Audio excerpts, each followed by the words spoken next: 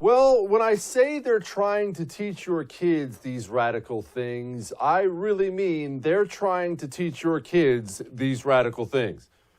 If you don't believe that there's white privilege, please don't teach. If you don't believe that Black Lives Matter, please don't teach. If you don't believe in systemic racism and how it negatively impacts our students of color and don't want to help dismantle those systems, please don't teach.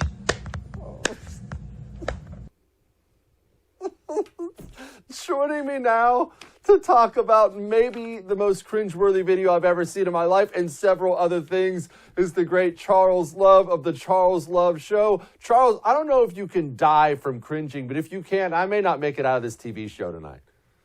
Well, you know, I got to say, I don't want to dismantle those systemic things they talk about, but that was one catchy tune. I'm reconsidering it now.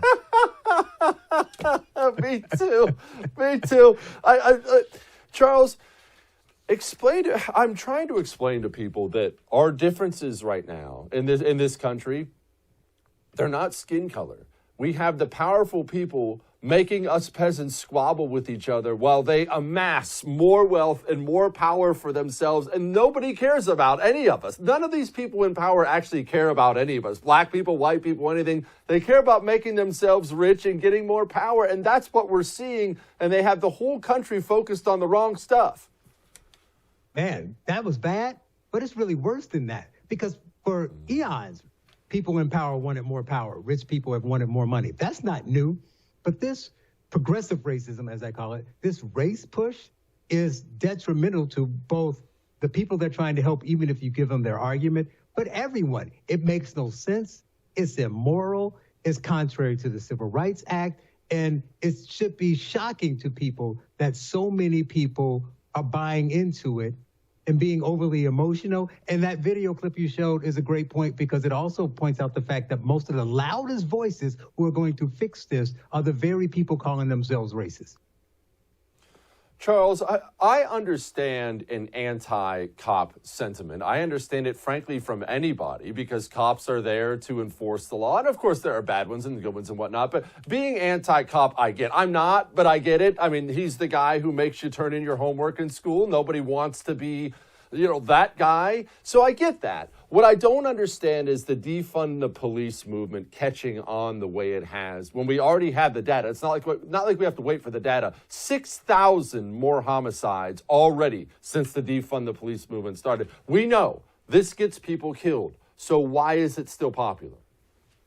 Well, hey, they say it's a great trade-off, because at least they, according to these numbers, that report, that they cut police shootings by 300. So, hey, who cares about the other, 5,700 people that died? But as you're right, but it's even worse than that. And the reason I wrote my book, Race Crazy, is to point this out clearly so people who are kind of center-left and have the problems, and people think like what you just said. I see why you have concerns about police and you want things fixed.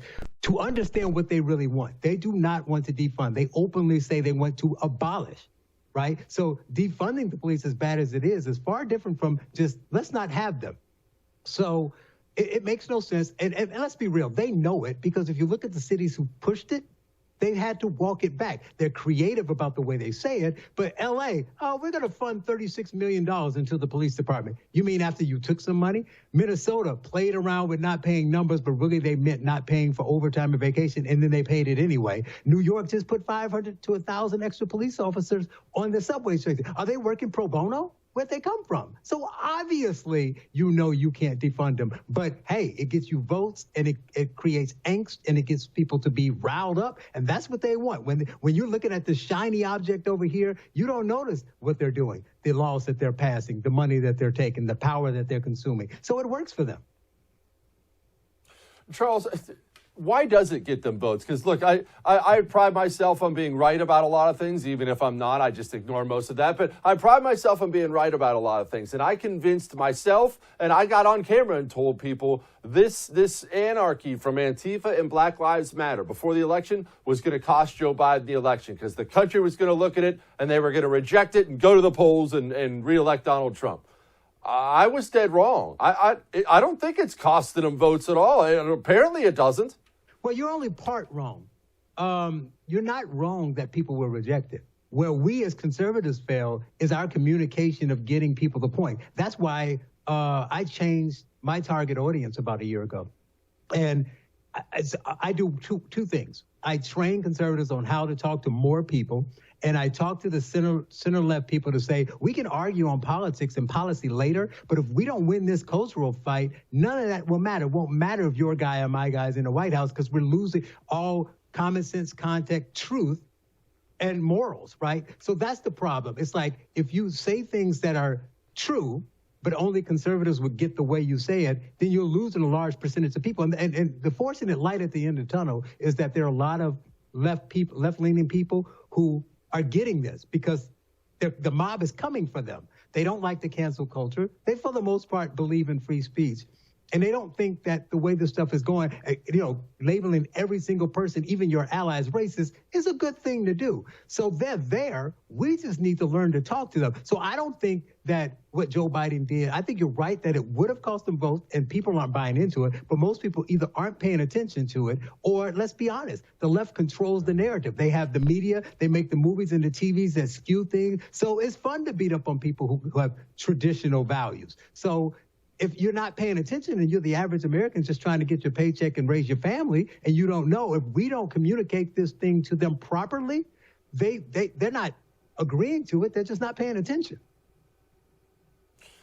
Charles, what is a mistake I mean, a mistake or mistakes? What are the biggest mistakes we on the right do make that you see when we are trying to communicate? Things you see where you go, ooh, that's not going to land right. Oh, I'm going to give you a great example because you've heard it a lot.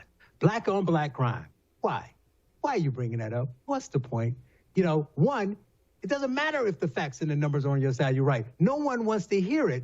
When the time I'm mad because the cop shot somebody and you talk about that, I'm either going to say you're deflecting, I'm going to call you a racist or whatever. Whether it's true or not, they're not listening now. They're just got their ears covered up. So what you should say is, what I tend to do is I give them a more nuanced version of the same thing. I don't say black on black crime, almost never. What I will say, though, is I am concerned with how much effort and energy and emotion you're putting into the death of one person. Investigate every police shooting.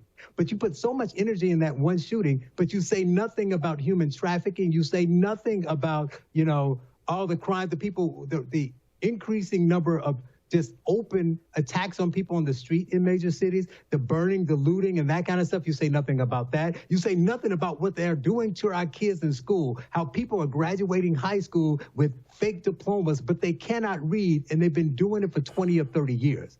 So there's a lot of things this moral decline that's happening that you don't agree with, but you don't say a word about it. So the fact that you're spending so much energy on that and not fixing what would help the greater number of people is where we should be focused.